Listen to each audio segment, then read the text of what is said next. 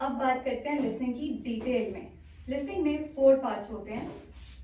Part 1 10 questions, part 2 10 questions, part 3 10 questions, part 4 10 questions, total 40 questions.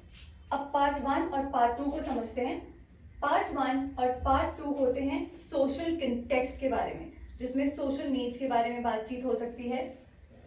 और part 1 दो लोगों के बीच में कॉन्वर्सेशन होता है। पार्ट 2 एक मोनोलॉग होता है। मोनोलॉग आप समझते हैं, जब एक ही इंसान बोल रहा होता है, सिंगल हैंडेड या वन हैंडेड कॉन्वर्सेशन चलती है तो उसे मोनोलॉग कहते हैं। जैसे कि न्यूज रीडिंग होती है या एक ही इंसान बोल रहा है, छोटा सा लेक्चर दे रहा है, उसे हम मोनोलॉग कहते हैं।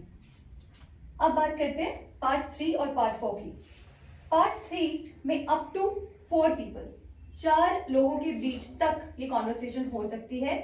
और पार्ट 4 एक लॉन्ग लेक्चर के जैसा होता है। ठीक है, तो ये सारा मिला के हो जाता है 40 क्वेश्चंस। पार्ट 3 और पार्ट 4 आपके होते हैं एजुकेशनल कंटेक्स्ट के बारे में। लेकिन इससे पहले एक चीज समझ लीजिए कि लिसनिंग में आप 3 काम साथ में कर रहे हैं। आप सुन भी रहे हैं, आप क्वेश्चन पेपर पढ़ भी रहे हैं और साथ में आंसर्स भी नोट डाउन कर रहे हैं। तो ये बहुत ध्यान से आपको करना होता है, क्योंकि आजकल बच्चों के लिसनिंग में भी स्कोर काफी डाउन आते हैं। अब समझते हैं लिसनिंग के क्वेश्चन टाइप्स को। तो लिसनिंग में हमारे पास होते हैं 10 क्वेश्चंस। फर्स्ट टाइप समझते हैं MCQ, multiple choice questions. Second, match the following, 2 information दी गई होंगी, आपको उन्हें मैच करना होगा। थर्ड, लेबलिंग, मान लीजिए आपको कोई मैप दिया गया होगा या कोई डायग्राम बना होगा, आपने उसकी लेबलिंग करनी है। Fourth, form completion. Fifth, note completion. Sixth, table completion. Flow chart, मैंने मार्क लगाया बिकॉज मेरे पास आगे जगह नहीं थी, तो ये भी कंप्लीशन है। समरी कंप्लीशन, सेंटेंस कंप्लीशन, ये जितने भी वर्ड्स हैं कंप्लीशन, उनसे हमको समझ में आ रहा है कि किसी चीज को कंप्लीट करना है। तो आगे ये इनकम्प्लीट सेंटेंसेस होंगे या पैराग्राफ्स होंगे या कोई इनकम्प्लीट इंफॉर्मेशन होगी जिसको आपको सुन के कंप्लीट करना होगा। लास्ट में 10th रहेगा शॉर्ट आंसर क्वेश्चन, जिसको हम क्लासिफिकेशंस भी कहते हैं। तो ये रहे 10 डिफरेंट टाइप के क्वेश्चंस हमारे लिसनिंग में। क्वेश्चन तो पता चल गए, लेकिन आंसर कैसे देने हैं वो मैं आपको इस वीडियो में नहीं बताऊंगी। इसके डिटेल्स, टिप्स और ट्रिक्स हम नेक्स्ट वीडियो में जानेंगे, क्योंकि वो डिटेल्ड वीडियो रहेगी। आज हम बात करें सिर्फ पैटर्न की, डिस्क्रिप्शन की और थोड़ी सी थिंग्स टू रिमेंबर की, और साथ में थोड़े से टिप्स भी आपको देती रहूंगी। ओके, तो अगली बात हम करते हैं रीडिंग के बारे में। अब बात करते हैं डिटेल में थिंग्स टू रिमेंबर के बारे में।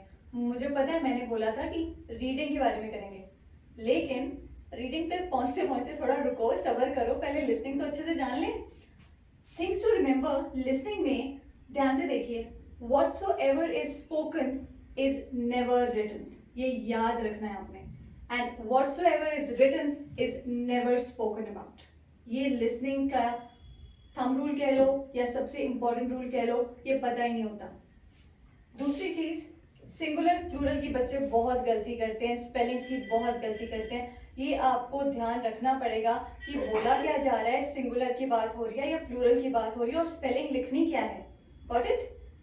फिर बात है 1, 2 या 3 वर्ड्स में आंसर देना है, क्योंकि ब्रैकेट में लिखा होता है not more than 1 word, 2 word या 3 वर्ड।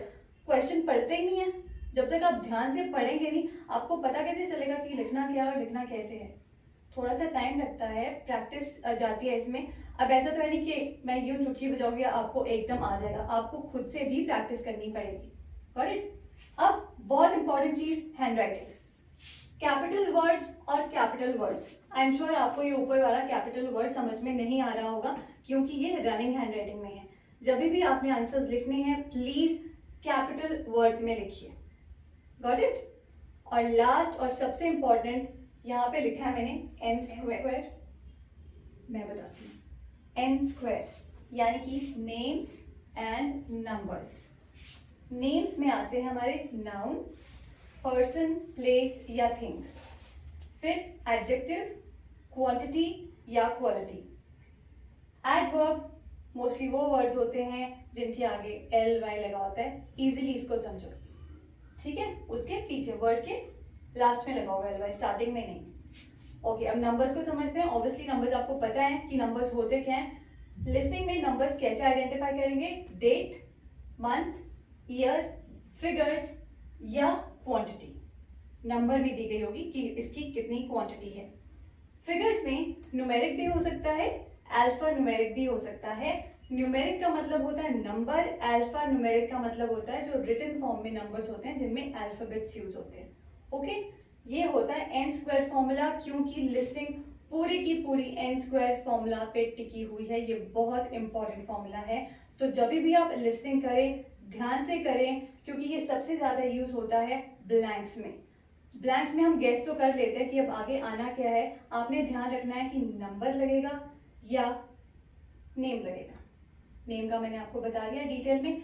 वीडियो को फिर से रिपीट करके ध्यान से देखिए क्या बोला है, सुनो, समझो और सीखो।